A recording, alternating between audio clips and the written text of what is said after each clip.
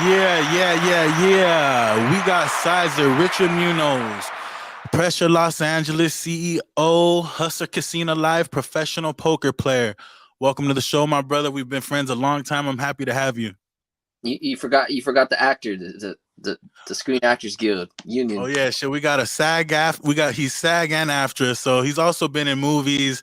We're gonna get into that too as well. He's done it all. This guy's he's a tornado hustler. I call those tornado hustlers where you just breeze through the city doing everything, and he's one of those people. I've been inspired from him since I met him. You know what I mean? He's never stopped. So let's get in your story. Where do you come from, and how did you get to where you are? Man, I come from Montebello, California. I was born in Whittier, but yeah, I've been in Montebello, California all my life. Um, how to get to where I am? Damn, that's tough. Sometimes I wake up every day. I don't even know how the fuck I did that. Don't make no sense, really. I just luck of the draw, I guess you could say. You really blew up, man. Like I've experienced your struggle from the beginning to where you are now, and I know it hasn't been no cakewalk in the park. Um, let's talk about where you come from, Montebello, East LA area, where I met you. How was it growing up out there? Man, well, I started off on the south side of Montebello. My parents were broke, didn't really have money. And then little by little, my mom kept going to school. She got her bachelor's degree from Cal State LA, and then my dad, he ended up getting a job with RTD at the time, which is now called Metro, and we ended up moving to the north side of Montebello. They bought a house, and yeah, I was living there for a while. But I mean, truthfully, I've had a tough life with my parents, so I kind of always been on my own since like 13. Just trying to do my own thing, just whatever I could do to survive. Um, whether it was being hungry on the street, in my homies' cars, whatever the fuck I could do to survive. But I mean, somehow I managed to make it happen. I just always been a hustler. So I mean, you only live once. You gotta do what you gotta do. Like shit sucks. Sometimes you gotta take risks. But it is what it is. I can't. I don't want to starve. I don't want to be in the streets. I don't want to be broke. I just got to do whatever it takes to make it happen. And if it is, taking chances, then I got to do what I got to do. But I just feel like I'm multi-talented. I'm a hustler. I'm good at certain things. When I put my mind to it, I could get better and better. Um, yeah, pretty much. I don't know that. I guess life is a risk. Just happy to wake up every day and try to go get it. You know. Yeah, man. Like I know I've seen you push like shops up to the levels that they are. Like you brought in all kinds of superstars to that one shop. I was out there picking up bodies and shit, all upset I couldn't make it to some of them. But like I remember you bringing up shops, all kinds of companies with you, clothing lines, everything. Like look at what you got now. Pressure Los Angeles. You got superstars rocking your clothing. That's a big deal, man. That's hard to do, especially coming from poverty, right?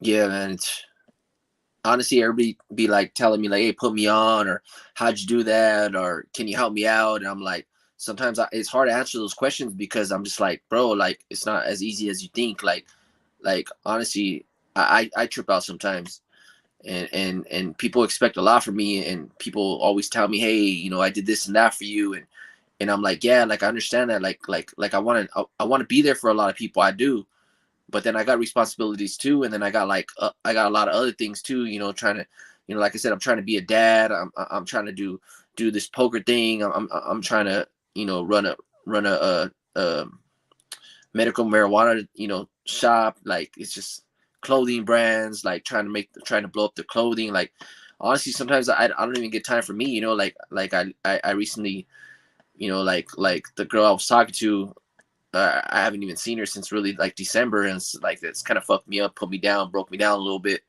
But I mean, it is what it is. I just got to keep going and just try to make it happen. I mean, I know my worth. I know what I deserve, and if the person can't hang with me, fine, it's all good. Like I'm gonna just keep it pushing, and I guess God got to me. Hopefully, I'm pretty sure God got to me because like I'm just still here.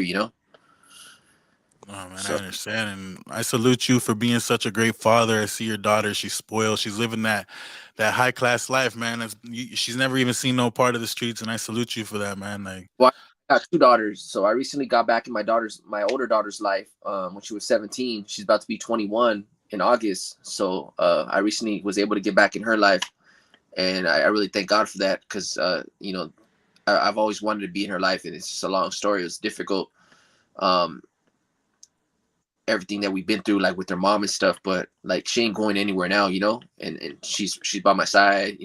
I got her name blasted on me. She means the world to me too. So yeah, I got both of my daughters, and they both could have a better life for now. oh yeah, salute, man. So let's get into it. Where did you get your name, Cyzer? And I know I met you through hip hop. You were a battle rapper. You were making dope ass tracks. And most battle rappers that I know are horrible at making music, and that's one of your specialties. Like when you sit down and write a song, you know how to make those hitters. So how'd you get your name, Cyzer? Man, truthfully, man, I think I was maybe like 11, 12 years old, living on Maple Block in Montebello, and I remember I had my name was like Sag, SAG. I used to sag my pants a lot. I remember I used to call myself like Little G-ster. Um, I used to do Christian rap and stuff like that. Um, and then one day I was just like trying to put some letters together. I was putting some letters together, and I'm like, man, I want to come up with a name that nobody got. So I was like, trying to be original. I was like, oh, let me come with like something different because like I don't want to have the same name. I always want to be like try to be different. And I was like, all right, let me put this name together. I was like, Cizer,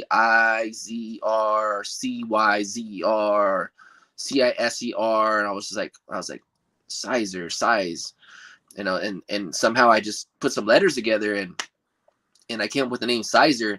But then I started realizing years after that, when people would be like, oh, are you Cyzer? You Cyzer from LOD? You Cyzer from OTR? I was like, no, I don't know who that is, but I know who he is now, and he's a legend. He's a legend. He's the OG Cyzer from LOD OTR. He's a real known graffiti artist.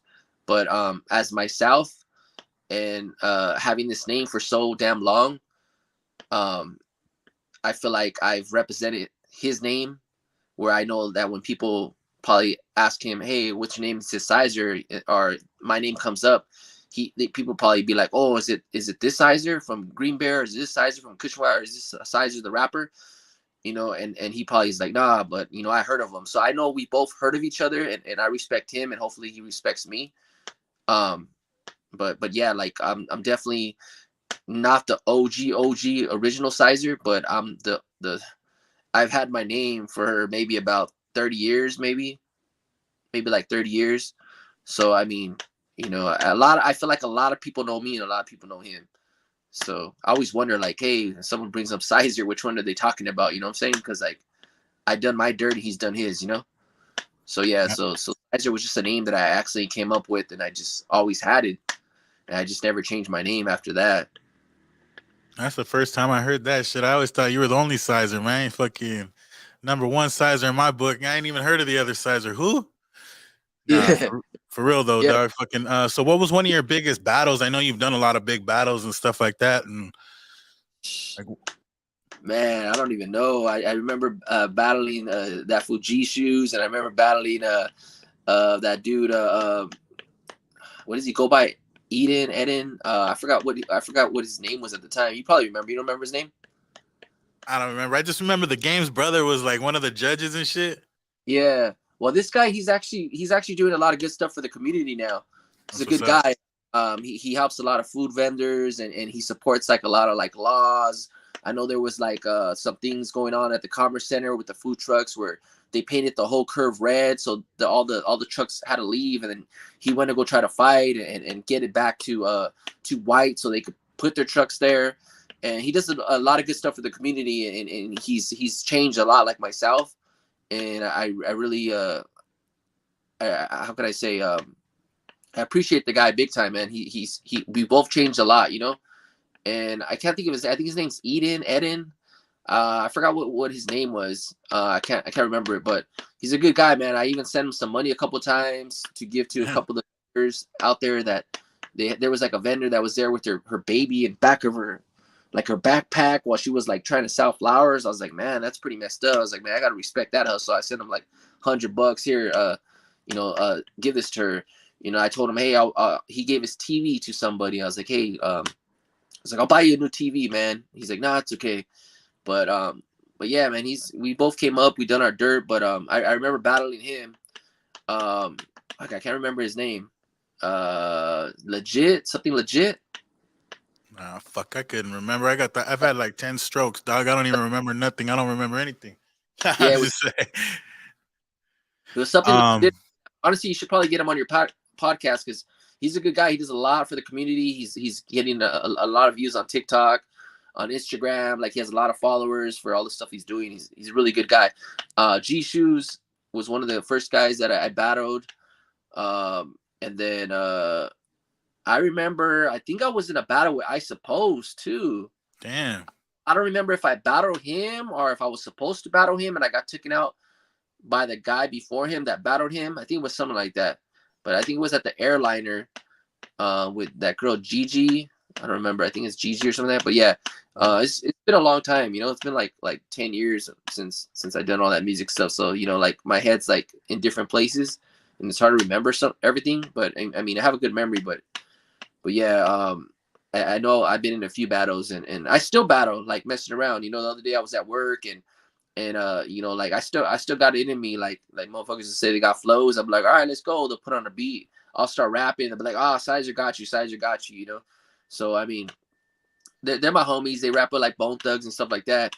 But they're part of our team. But yeah, I mean, I'm still down to battle whoever wants it or whatever. Like me and Reverie were chilling the other day, flowing.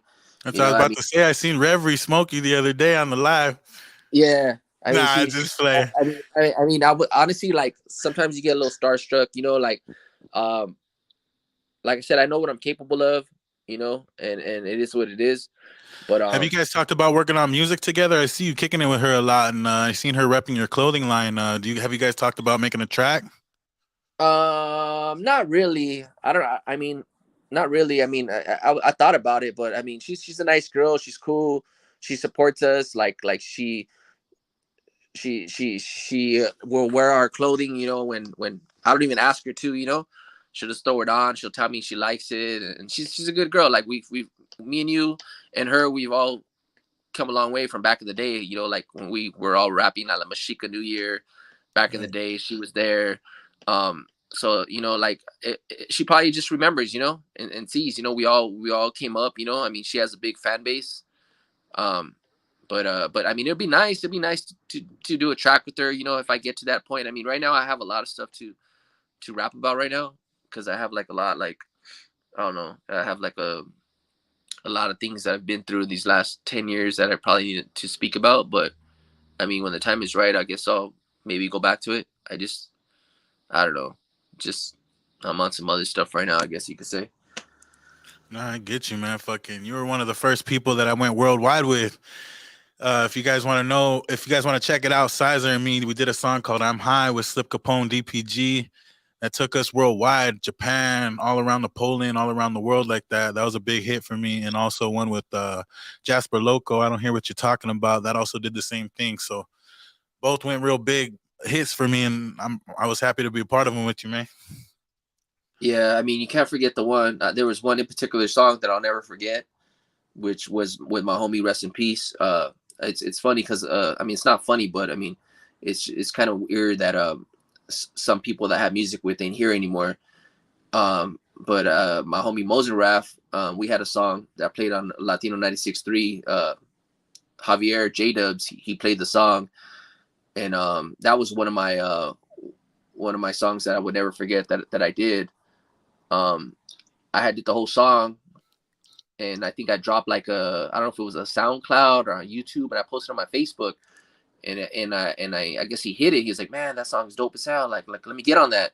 And that was a song that was produced by Scoop DeVille. And I ended up going to his pad in Pasadena. He had like this little ass closet. I went in there, did everything. He dropped his verse. He mixed and mastered it a little bit more crazier, and then I ended up dropping it again. And then that's when J Dubs hit me up. I was like one of the first ones to get my song as a Mexican artist on the radio. And after that, everybody started like a chain reaction, domino effect, where like it was like a lot of Mexicans all of a sudden like, you know, like sending their music to this guy, and if it was dope enough, they were playing it. But yeah, rest in peace to Mozaraf. Man, that kind of messed me up there. I don't know. I really don't know what happened. They said that he just got sick in the hospital and just went out. You know, rest in peace to Steve Capone. I think there's another artist that I have music with. I can't think of right now. But yeah, man, sheesh, that's just crazy, Sheesh. Fuck, I'm so happy you're still here, dog. Thank God.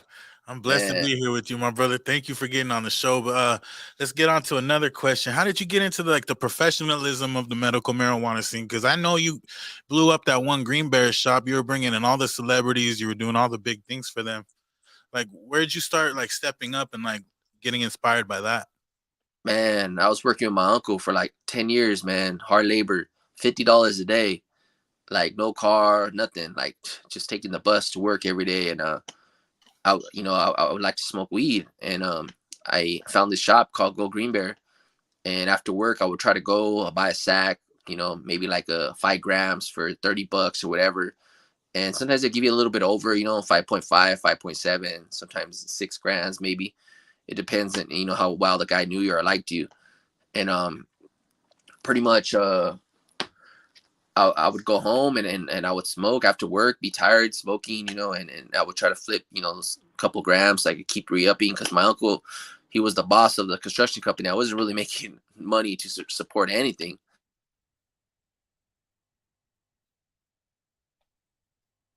Oh shit, it muted. You there, my G?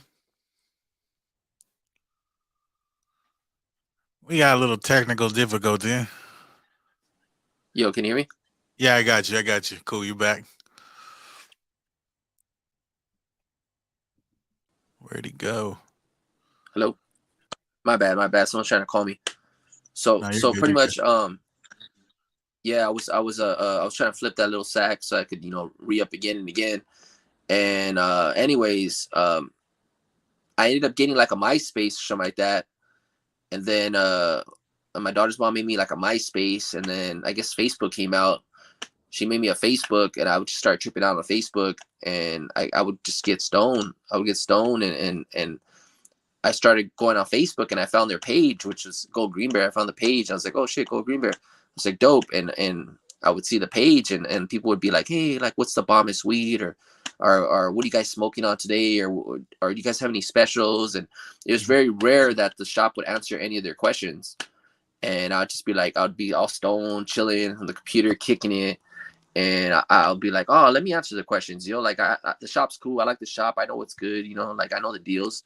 So I started answering the questions to the people in the comments, like, hey, yeah, you know, like, yeah, you could get this, you could get that. So then I would go to the shop, and I guess like one of the guys, he started seeing like, hey, like, oh, I see what you're doing. Like, I appreciate you. Like, that's what's up.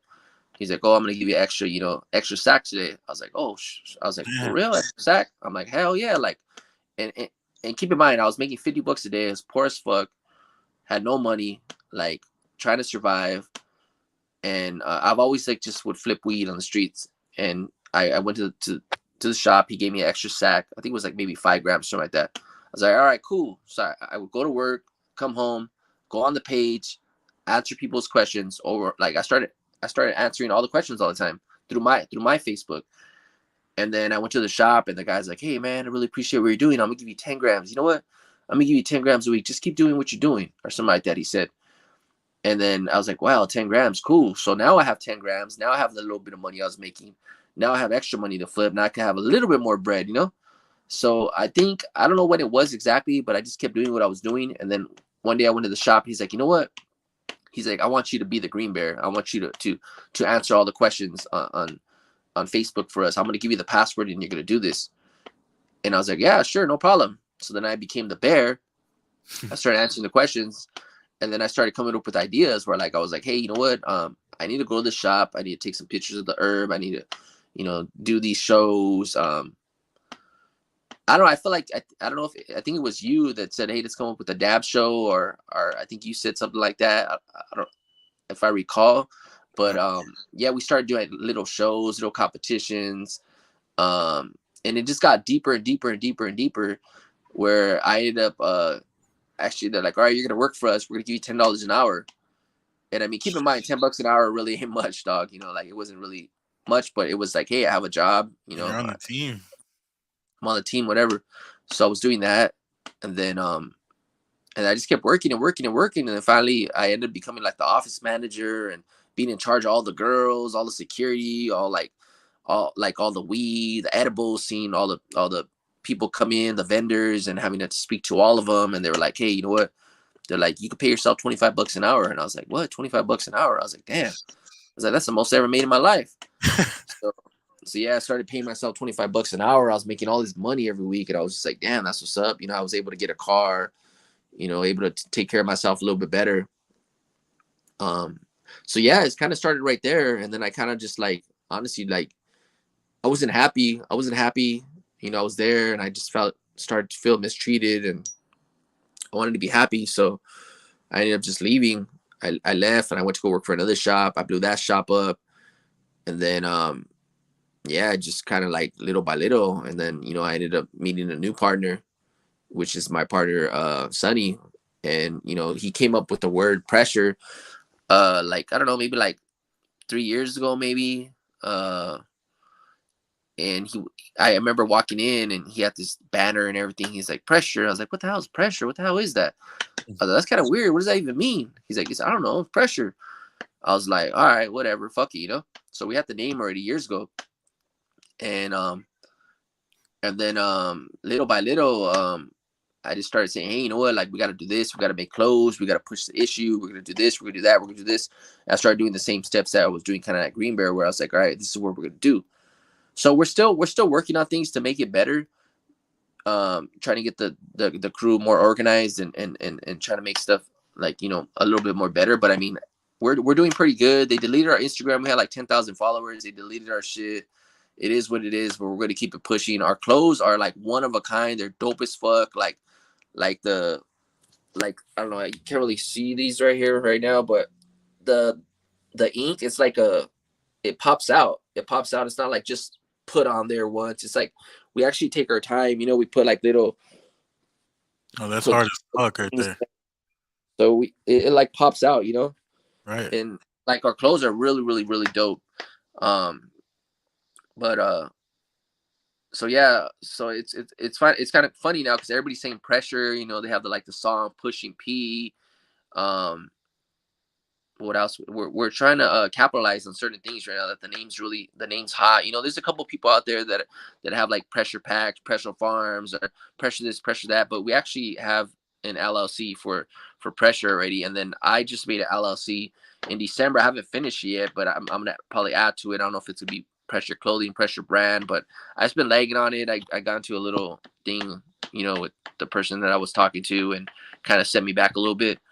Um, but yeah, I mean that's how that started the weed game, you know. Hell yeah, man. You've been doing it big. Like you've enterprised everything you've touched. Like I've seen you make videos go viral. That one with Roscoe where he took the dab and he passed out for the pound and it went viral on YouTube. That was all Yeah, you. That was your doings, man. Like you've done a lot of things where people are still sharing this shit today. You've introduced a lot of people to fucking celebrities that they've never met. You know, when they came through the shops, I remember people taking pictures with Method Man, Nipsey Hussle, all those cats. So like, you've done a lot for people. Like even being in the presence of those legends. That's so. I'll salute you for them and shit. But yeah, man, you've been doing it. Those pressure clothes, everything you've been doing is amazing. You got people showing you love in this chat room. How did you yeah. fall into the poker? Okay. As far let me talk about the pressure a little bit more. Hold on, I So I got got this. my homegirl. I got my homegirl. Stephanie. She goes by Rebel Vando, on Instagram, but she was originally with me from Go Green Bear. She's the one that helped me build my YouTube channel to 80,000 followers. She's great. She's really great at what she does. Like I really appreciate her a lot. Um, and she's the one that's doing our photography. She's worked with like brands like LAX packs. She's worked with Mario Cards. She works with Solon Clothing. She works with a lot of big names, and she's been really helping me out. And she's great at what she does. And I just want to give her a shout out. Um, but yeah, let's talk about poker. Hold on, I got a commercial real quick. Some let me add this to the stream real quick.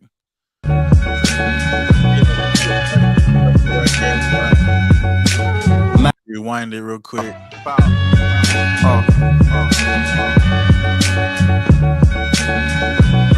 Homie Cyzer low time right here. Mad liberator, death operator, rock the data, amazing flavor. Yo. Yeah, they got jerseys, sweatsuits, t-shirts, all that. You guys go support the Pressure Los Angeles clothing line. This is That's my Richard homegirl Muniz. too. That's my homegirl. She did that video, and that motto is man, I can't think of her name. Cross my heart or something like that. I don't know. She needs to follow me. So I don't know. She don't know who I am, but it's cool. Eventually, when I see her, I'll be like, hey, you know what? You wouldn't be doing all these photo shoots if I didn't get your homegirl to work for us. But it's cool. She don't know who I am yet, but eventually she'll know who I am. She'll follow back. It is what it is. Hey, shit, you need to send her the link, like cut a little piece from this YouTube. Say, man, I got you on a podcast and everything. Follow back. Yeah, no. I'm going to see her eventually. I'll let her know who I am. I just don't want to like bug her all crazy. It is what it is. Sometimes people don't know, people just, I hired her, and then she hired the models, and they're working for us, and she just usually just tags the Pressure all the time. But like I said, eventually she'll know that I'm part of Pressure, and that I'm, I'm a big part of it, So yeah, there it is, man. So if you guys have any models, or if you guys want to just be a part of the Pressure Los Angeles movement, just hit up Cyzer and he'll get you linked up with the gear directly.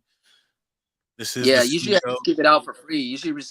We already wasted like thousands. I mean, I heard my partner say, man, he owed like 15,000. That was just one time. So like we're putting in like a lot of effort, like we've even got a guy. He goes by JOP. He's a famous Spanish singer. Where he was supporting us. We have a lot of people that support us with big followings. It's just hard with trying to get the Instagram back to the numbers again, because just there's always haters. There's always haters that want to hate on you. I have a lot of haters in particular. It is what it is. But I mean, whatever. Like it's just that's how it is. So people are gonna try to stop us, but I mean, go ahead, try to stop us, but we're just gonna keep going and going and going. So. We're worldwide. Everybody knows. We have accounts all over the world, so people know who Pressure is. And if you're really doing it, they're gonna know who the real Pressure is. Because there's people that want to use the name and bite off of us or whatever it is. But I mean, if you're doing what you're doing and you're doing a good job at it, people are gonna know who the real Pressure is. And at the same time, I'm still Cushion Wax Connection. That's my own name, Cushion Wax Connection. But I mean, if you know my history, you know who I am. I'm Go Green Bear or Cushion Wax Connection, and now I'm Pressure Los Angeles. So I mean, sometimes you just got to switch your name. Like Snoop Dogg changed his name, Puff Daddy changed his name. Like what's that guy in the Lakers changed the Young Meta? Like sometimes you got to change your name and start something new. It's not about falling off. It's just people might get tired of the name and want to hear something different, or it is what it is. But I mean, right now we have a good thing going, and I feel like our name is really dope as fuck. The clothes are dope as fuck. I feel like we could be really, really successful. So that's what I'm hoping for. So we're working on a clothing shop. Hopefully we could get a clothing shop. I'm working on that. I just gotta try to just try to get the team more organized. And we also have a food truck. We have a food truck. It's not in works right now. But it was. But I'm just trying to get them to try to be different. Like we're called Pressure. Our weeds are different compared to others. Like our clothes are different. Like I want things to be different, not the same that everybody's doing. So, we were doing the same that everybody's doing with the food truck, just tacos. And I'm like, dude, what are we doing different? Like we got to do something different. So we're in the process of that too, as well. But but yeah, everything is, it's difficult. Running a food truck is difficult. It's a lot of work. Like it's a lot of work. Like like just food prep, chopping stuff up. Like it's crazy. Um, but yeah, like we're just trying to do as much as we could do to get our name out there. So there it is. Pressure Los Angeles. You get my respect, you get my love, and you get my support, dog. So let's talk about it now. Hustler Casino Live. You're not only Cyzer, you're not only Cushion Wax, you're not only Pressure, you are Richard Munoz, Hustler Live Casino now. Everyone knows you for sitting at the poker table all fly and outshining these cats that have been doing it for years, dog. You went in there and yeah, you man. smoked these cats, man. You were smoking big timers, dog. You might have lost some bucks in a couple rounds, but you smoked these cats, dog. And I seen people hating in the comments. You know what I mean? That made me happy because you're my dog, and I'm proud of you, bro. Yeah, for real, man. Honestly, I've been playing that game since, I don't know, man. My bicycle casino card says 2001. So I know I was playing a little before that. But yeah, 2001. Fucking my bad. I keep getting these text messages, dog. It's because I run a business too as well. But yeah, it's Friday. I appreciate your time, man. I appreciate your time. He's a busy man, you guys. Yeah, so yeah, poker, man. Sheesh, man. I don't know, man. That's just crazy. I was literally playing with the last game I was playing with Phil Hellmuth. He's I think the 16-time WSOP champion. Like nobody has more bracelets than this guy. And not once did he beat me. Like I had a set of sevens and he almost called me and I made him fold a couple times and that was cool because I was just like, man, like I can't believe I'm playing with this guy that I used to look up to and see on TV all the time, And it was cool. It was cool. He's actually a really, really nice guy. Dope as fuck. If it's hard to explain of being on the table with that guy because it's like being in a ring with like Mike Tyson or Mayweather. It's like you're fighting Mayweather, like, and you're trying to fight him without getting knocked out, And a lot of those guys on that table that day, man, I literally bought in $5,000 and they all had like 30,000, 25,000. Like, man, they had money up the ass. Like they're rich crypto investors. Like, so yeah, I was lucky. I lost the $5,000. I rebought with $3,000. I ran it up to like, I don't know, maybe like 15,000 or something like that. But I was satisfied that I didn't lose. And I played my heart out that game and, it meant a lot. But as far as poker, I've been playing a long time. I was playing in casinos and then I started playing underground home games. And then I met the dealer. Her name's Lauren. I met her at one of the games and she ended up telling me, hey, you want to play? They're going to start this new thing called Hustler Casino Live. And at the time, it was Live at the Bike. Live at the Bike was really popular, and that's what everybody watches. And so I was like on the second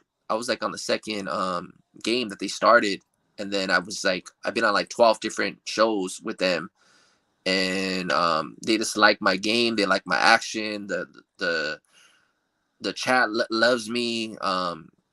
Some don't love me, but it's cool. But yeah, they just like my play, and I kind of got a little famous off that. Where like sometimes I would be at like restaurants, and random people would come up to me, and older ladies with their moms, and they'd be like, "Hey, hey, aren't you Richard? Don't you play Live at the Hustler Casino?" I'm like, "Whoa, what the hell?" I was like, "Oh, you guys want a picture?" And they're all happy to meet me, and they want to take pictures. Or sometimes I would go to underground. Like I don't really go anywhere else anymore. I just play live on Hustler on YouTube. But when I do, sometimes I get bored. I'll show up to the bicycle casino, or I'll show up to a home game, and they'll be like, "Oh, I know who you are. Like you're famous, Or even a couple of times I went back to the Hustler Casino when I wasn't on stream. I just sat down. And they're like, "Oh, we know who you are," So it's kind of cool. It's kind of dope. It's kind of a rush, and like I always wanted to be like I just like to be famous. I like people to know who I am, whether it's clothing brand, whether it's graffiti, whether it's selling good weed, whether it's playing poker, whether it's acting. I've always wanted to be famous originally from doing graffiti. And I thought, hey, you know what? Like you get in trouble doing graffiti. What else can you do to hit yourself up and still be famous? which is those other things that I do. So, and just try to be good at it and just try to push things that are good. Because if you push things that are bad, then you're just gonna get known for being, the guy that has, bad stuff. So I try to be as good as I could be in everything that I do. So people could just be like, yeah, I knew that dude Cyzer, man. He did this, he did that, he did this, he did that. So yeah, poker's cool. Poker's cool. I wouldn't recommend anybody learning how to play because it is a dangerous game. You can lose a lot of money. It's fun. You could get good at it, but I wouldn't recommend learning how to play it. But if you like to play, go ahead and play. It is what it is. If you got the money to play, then play. It's like a lot of skill, a lot of luck, a lot of reading people. It's a lot of shit. Oh shit, let me see. How do you mentally prepare for a game? Those are long games. It's like 3 hours, 4 hours, isn't it? Yeah, they're like 5 hours. Hold on, give me 1 second. Give me 1 second. Yeah. Give me one. I got you. Hopefully it doesn't click me off. Hold on. Give me 1 second. You can still hear me? Yep. Okay, hold up. Let me see. Hold up. Is it cool? For everyone tuning in, this is Richard Munoz. He is CEO of Pressure Los Angeles. It's a clothing company.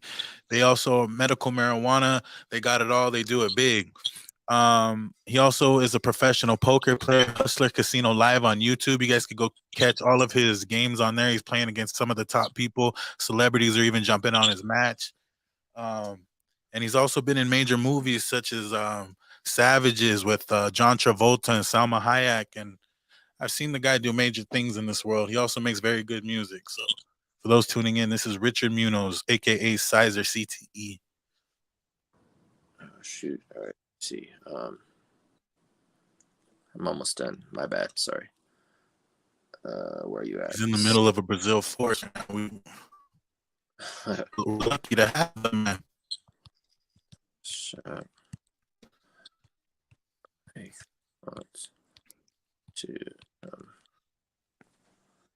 all right, for sure. My bad. Yeah. So poker's fun. Poker's fun, but it can be dangerous too. People gamble their lives away, lose their houses, lose everything they can think of. But honestly, like I always try to know what I'm doing, and I try to be careful. And it's a dangerous. Oh, you're breaking up. Tell him to leave you alone for at least 10 minutes, 15 more minutes. You went mute. You push mute.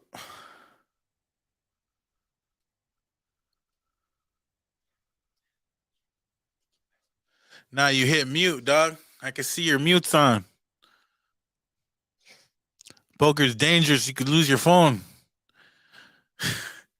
You could click on interviews, Doug. Poker. Can you hear me? Yeah, I can hear you. Okay. Give me 1 second. Let me text this guy. I'm sorry. Where's this guy at? You need 2 phones, one for the podcast, one for the homes. Damn. For everyone tuning in, we're having technical difficulties. Cyzer is in Brazil. He's been touring the South America, Central America for the last couple of weeks. Hustler Casino be paying him big bucks.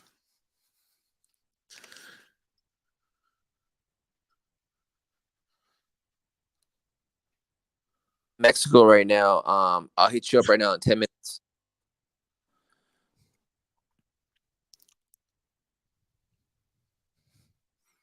Papa's the cat. Rest in peace. Oh, man. Papa's, I miss you. Papa Cheeto's the #1 orange cat in the world. He was with us through some hard times. Yo, my bad. Yeah, man, Papas, man, that shit messed me up, bro. I lost a lot this year. I lost a real lot this year, man. I lost the girl. I know people don't want to hear this, but I lost the girl that I loved. Maybe she'll come back. I don't know. She's came back before, but I lost her. I lost my cat. Damn. My daughter's shop got robbed a couple weeks ago. They put guns to her head, took all her stuff. I've had Corona this year. I've been through so much hell this year, bro. But But you know what? It is what it is. I still got some money in my pocket. I'm still alive, and I still got a roof over my head. So I mean, I'll live to see another day. I think my health is good. I know I got blood work and did urine work and did was that is it a CAT scan? Is it a CAT scan?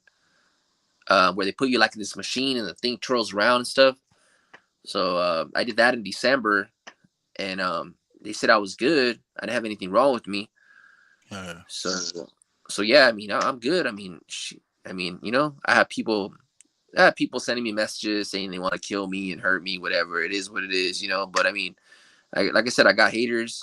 You know, I've always had haters my whole life. So I mean, I'm hard to kill, bro. I mean, I don't know if people know my age. I don't really want to say it out here, but I mean, I'm older guy, and you know, I look good for my age, and you know, I'm out here in Mexico right now, and you know, I'm just trying to live, you know, and I'm hard to kill. Motherfuckers could try to get me. It is what it is. Bring that pressure. I ain't tripping. I'm waiting. Nah, you So don't need that type of energy, dog. You don't need to even yeah, bring that energy on the show, dog. You know what I mean? Like you're a it good is what person it is, overall. bro. You know what I mean? Like anything bad could happen, but like you're a good person I overall, mean, dog. like I said, I seen some of my friends not here anymore. But I mean, like I said, thank God I'm here. I'm here for some kind of reason, you know. And when I die, I just want people to know who the fuck I was, you know. Like you know, that's Cyzer. He did this. He did that. He did this, you know. And you know, I'm a good dad. I take care of my kids. That's like the most important thing that I think really makes you gangster. If these people want to be gangster, you know, I think the most important thing is taking care of your kids and making sure they're good, you know. Um, but yeah, I don't know. I've been going through a lot this year, dog. I've been going through a lot, and I ain't gonna lie. You know, I cry sometimes, you know, or maybe a lot of times. It just sucks, you know. But it is what it is. Like I said, people want to try to bring you down or give you that bad energy, and I just, you know, it's tough. You know, I try to just keep going, you know, and try to put on my poker face. I put my poker face on a lot, and sometimes people don't know what I'm going through, and they think everything's, you know, wild and dandy. They see me with my chains, they see me with my nice car, they see me making money, or they see me post nice dinners and stuff like that. But honestly, like sometimes that's just my poker face, you know. That's just me playing poker like all day. Even if I'm not on the table, I'm playing this poker, you know, through life, and just and sometimes I want to tell people, but I can't. You know, I'm just like I'm just gonna keep it to myself, or you know, like I don't trust to tell anybody. But you know, it's not always how can I say, it's not always fun in the sun, you know. But you know, sometimes I just people think like, oh yeah, you know, Cyzer's living a good life and blah blah blah blah blah, and they don't understand my struggles, you know. And I take care of a lot of people. I take care of a lot of people, believe it or not. Like I help out a lot of people. I bless a lot of people. You know, like I just like doing it because I know how it is. I know how it is having nothing and being broke and being poor and making $50 a day and trying to struggle and, you know, living on the streets, hungry, you know, sleeping on roofs, cars, you know, breaking into to apartments that are for rent so I could sleep, get, you know, cops going, you know, arresting me for trespassing, you know, I've been through hell and back. So I always try to give back. And I know there's some people that I still haven't gotten back, and I haven't forgotten about you. It's just when the time is right, I'll be there, do what I could. But a lot of people always tell me like, oh, you haven't, you know, you haven't done this, you haven't done that. I used to do this, I used to do that for you. It's not that I forgot about you, like, because I haven't forgot about you. Just sometimes I'm really busy, or sometimes you're not there for me to take care of that. And people throw that in my face a lot, and they don't realize that I'm out here helping a lot of people, dog. You know, like believe it or not, I went out to eat last night. Um, I gave the guy like a $25 tip. Man, that guy didn't even want to come back to the table. Keep in mind, I'm out here in Mexico. I'm trying to call him back so I can get validation on the card, and I'm trying to call him back, and that guy disappeared. He's like, "Oh, I ain't coming back." Like shit. This $25, you know, in Mexico is a lot of money. So That's like, I heartbreaking. ended up having to tell another waiter, you know, and that guy disappeared. He's like, "Hey, coming back? You know, they give me this $25 back." Hell no. And then I ended up going to the XOXO, it's like a AM PM or whatever, Arco out here, and I bought a bunch of snacks, bro. I bought a bunch of snacks, and I was like, "Oh, how much?"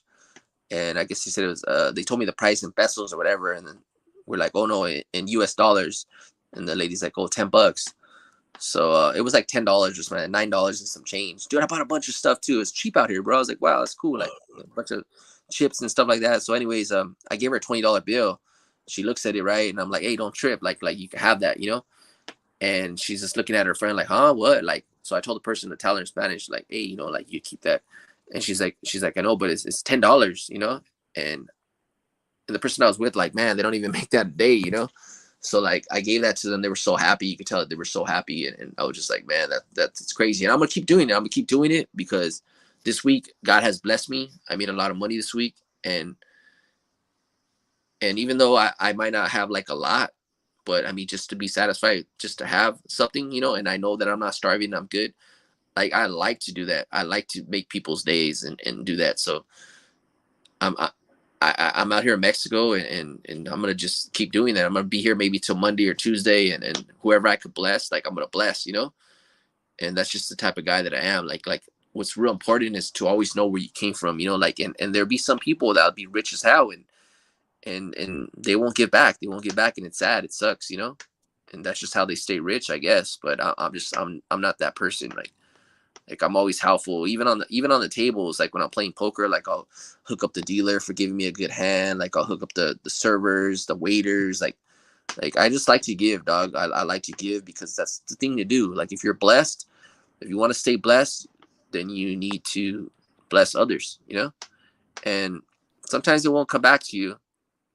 You know, sometimes you could bless the person over and over again, and the minute you ask them, "Hey, can you help me out?" They might not be there, and it sucks. But I guess you can't expect for people to always have your mentality or common sense or to be like you. So when you give, just give and just say, hey, you know, if the motherfucker doesn't look back for you, it is what it is. Yeah, you might get mad, you might throw it in their face and say, hey, you know, it's kind of messed up. I helped you 20 times and you didn't get me back this once when I needed you. But I mean, it's karma, you know. I mean, don't expect to get anything back when you give. Just do it because it's just coming from your heart, you know. But it just sucks that sometimes there's those people where you look out and look out and look out and you'd be like, man, I'm sick today. I got coronavirus. You think you could send me a soup or you know, like I don't feel good. You think, and it's just like they don't even answer. They ignore you. They're just like, bro, like who is you? Like who am I? Like motherfucker, like man, do you recall everything I've done for you? So don't expect shit in return. Don't expect shit in return. Just give from your heart, and hopefully those people wake up. Man, you sound like you're stressed the fuck out, Size. You got a lot of people bugging you in life for shit, dog. You're at the top of your game, Man, and I want people to leave you the fuck alone, dog. You need to relax in Mexico. You got people blowing your phone up, probably asking you yeah, for money right damn now.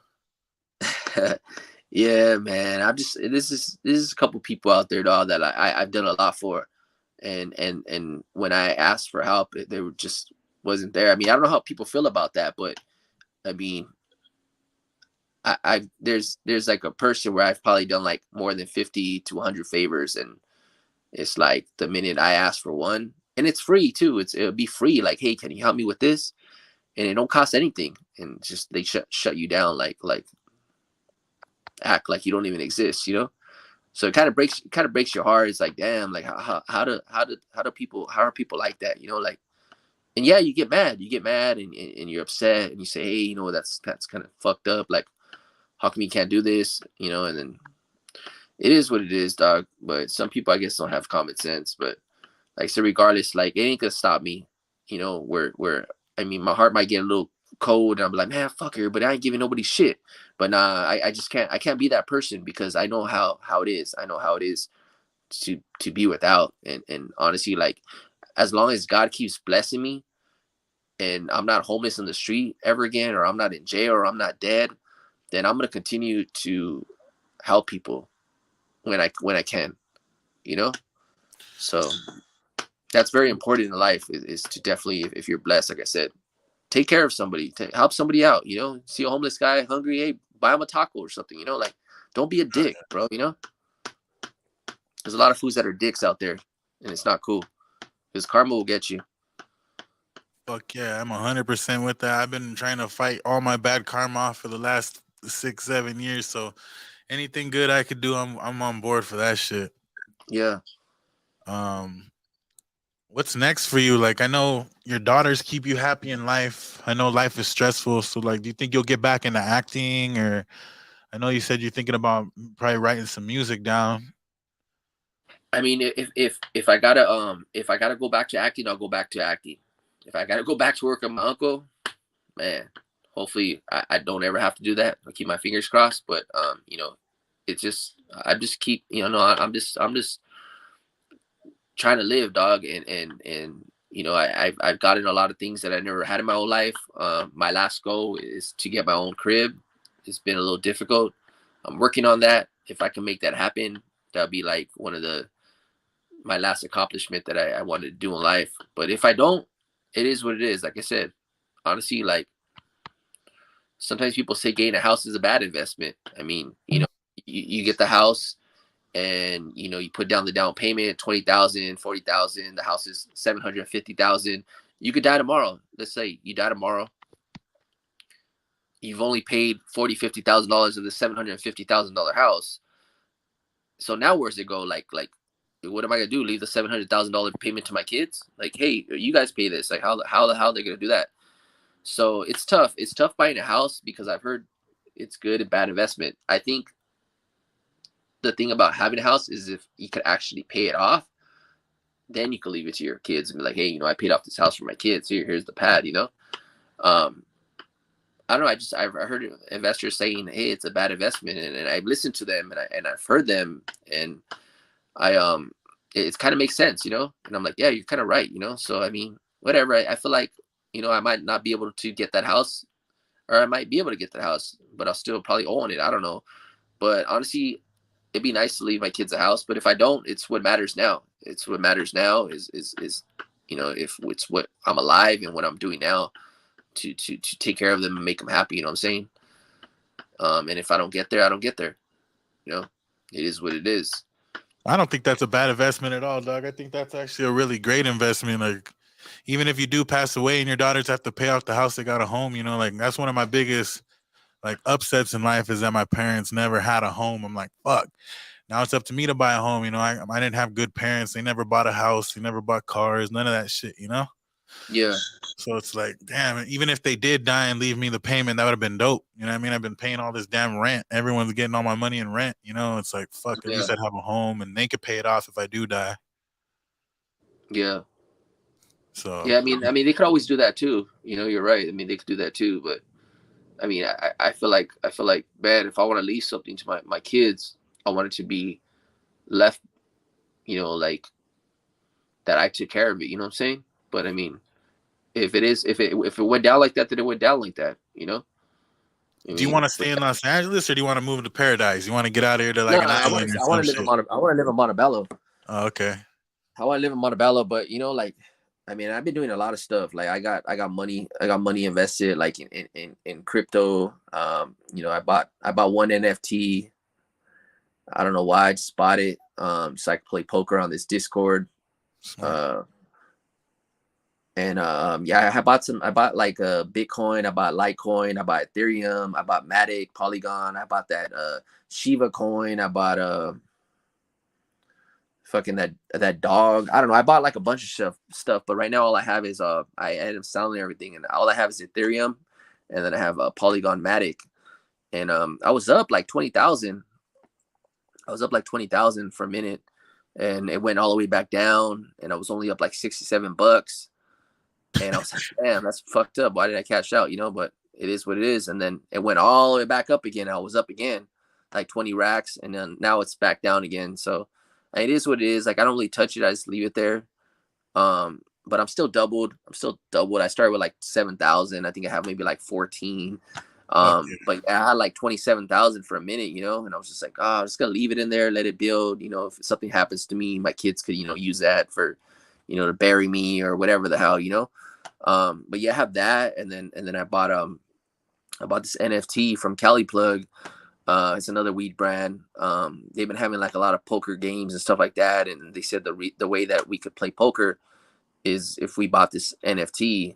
So I bought it. So I've been playing poker, coming in like 4th place, and he's bought some land like in Decentraland and in the metaverse, and he wants people to play poker on his team on there.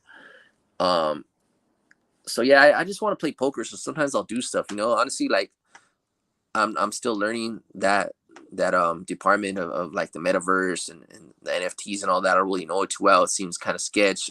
I talked to a lot of rich people and they said, nah, don't invest your money in that shit.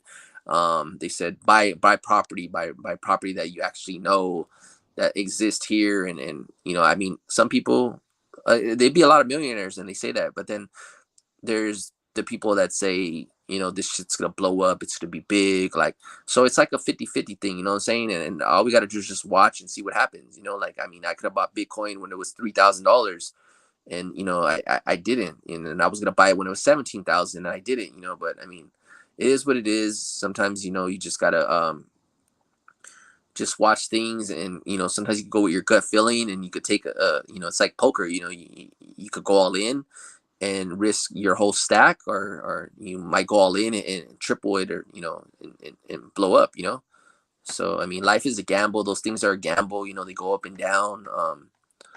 But if you know people that know a little bit more than you could ask questions. I know there's YouTube videos of people doing stuff daily that can help you out with that stuff. But yeah, that's like really popular right now. Is that, I know you're well known of that, but it's really popular to make money. But, you know, it takes money to make money, and sometimes you have to have a lot of money to put in so you could actually, you know, turn that 50K into, you know, a certain amount.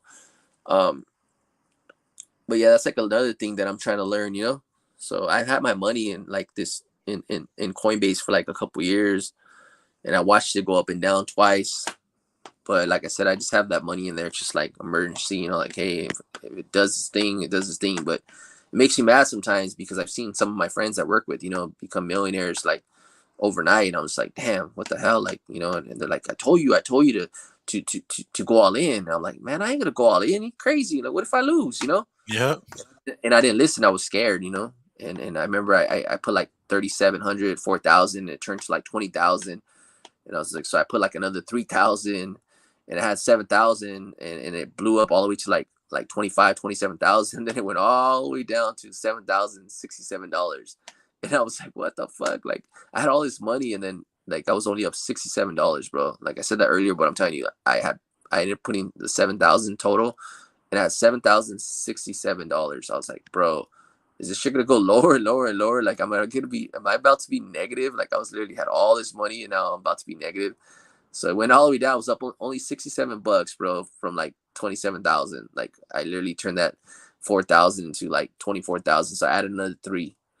I mean, I added the other three. I was only up $67. I was like, God, what's going on here? Like, what the hell? So yeah, I just, you know, I waited. It went all the way back up to I was up again, like I said. But, you know, it's just like I said, it's a gamble. It's all politics, that fucking crypto shit. Like, I swear, dude, like the way I noticed it, like right when Trump got out of office, that shit crashed. Yeah.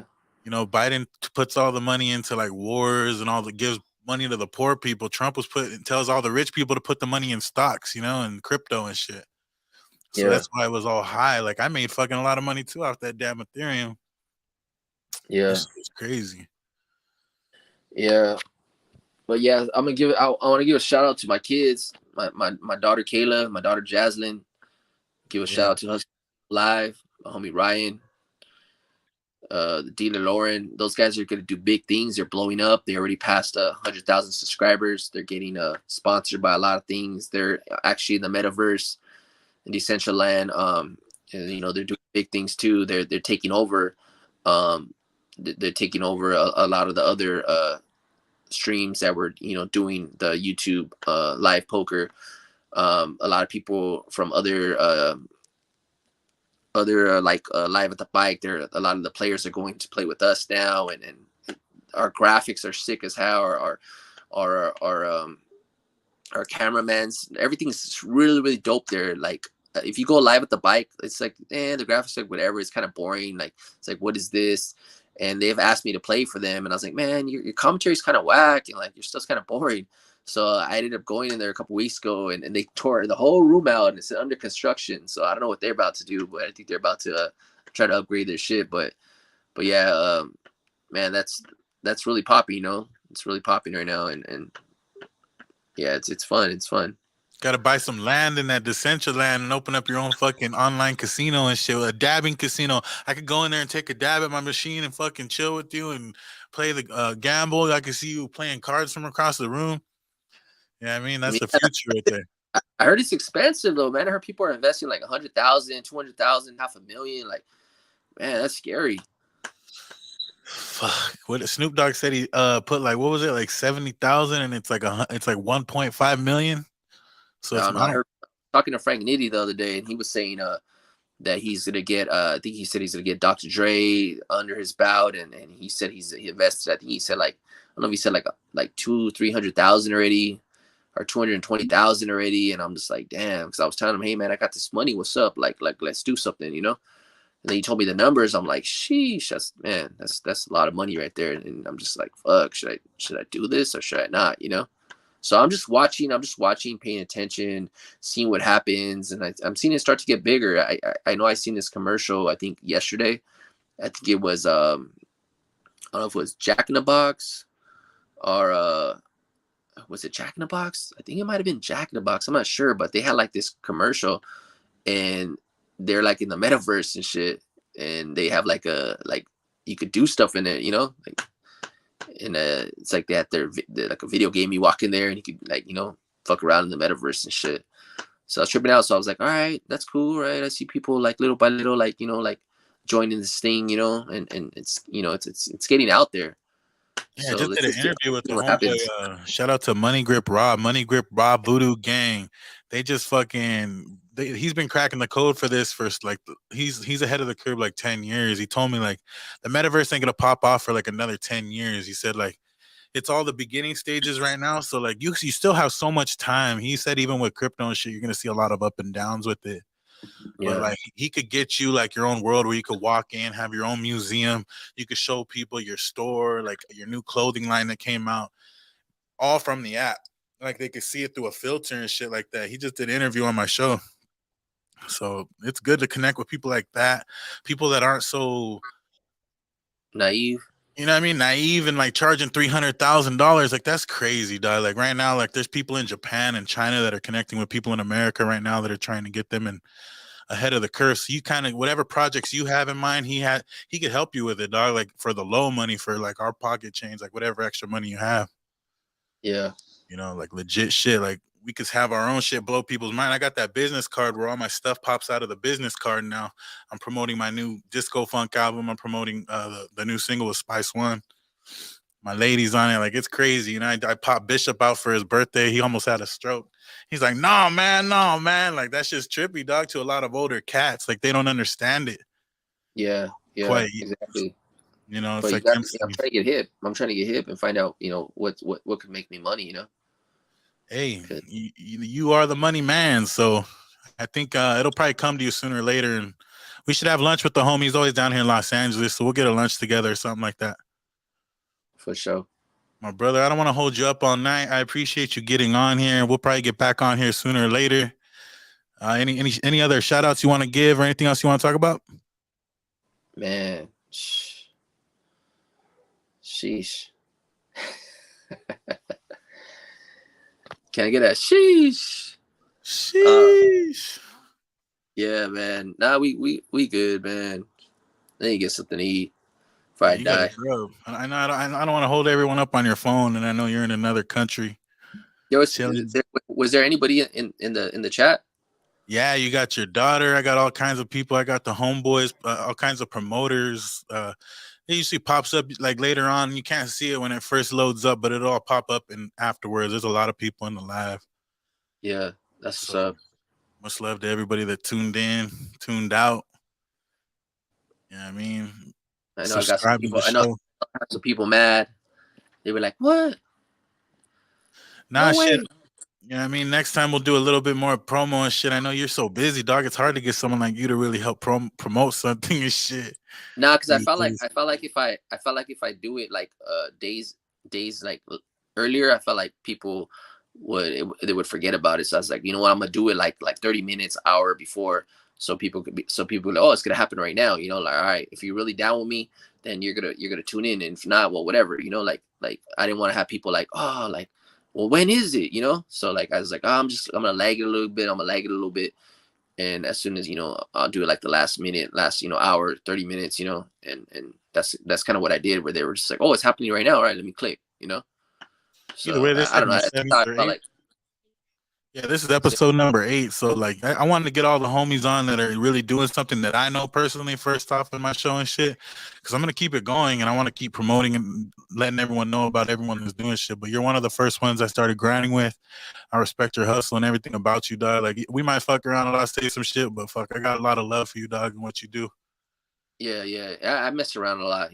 I have a sense of humor, and sometimes people don't like it, and they take it personal. But it's not even like that. I like to be funny and tell jokes, and sometimes my jokes could get me in trouble. But I mean, it is what it is. Like This guy's got people hitting me up. Who the fuck is saying that on your post, dog? All kinds of.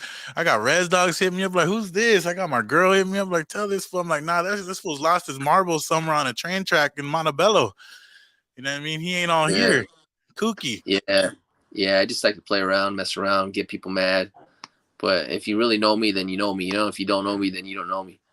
It's pretty much like that. But honestly, like I like to clown, I like to make jokes. So, like I said, some people take it to the heart. Some people were like, "Oh, you're trash." I'm like, I was just like, "Come on, bro. Like, if you know in your heart that you're not trash, then it is what it is. Like, then you'll know, like, oh, this was just clowning. Like I know I'm not trash. Like, you'll know if you're trash, because Yeah. people are gonna tell you, like, eventually there's gonna be more than so many people like, oh, your shit's trash, bro. Your shit's garbage. Or your shit's whack. And you'll be like, oh yeah, I'm trash. I need to work on my shit.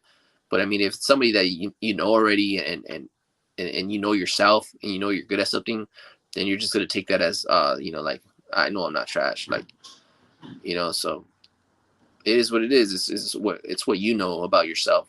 That's important. So Yeah. So any advice you want to give to the upcoming rappers, entrepreneurs in the game? Best investment advice? Anything you want to give a shout out real quick? man, it's the pressure on them. Keep the pressure on them. That's what's up, dog. Hey man, have a Push that great time through in Mexico and get your way back over here safely and hit me up when you're back in town. Let's have some lunch and talk about some shit. for sure. My dog, much love. All right, G, later. Late.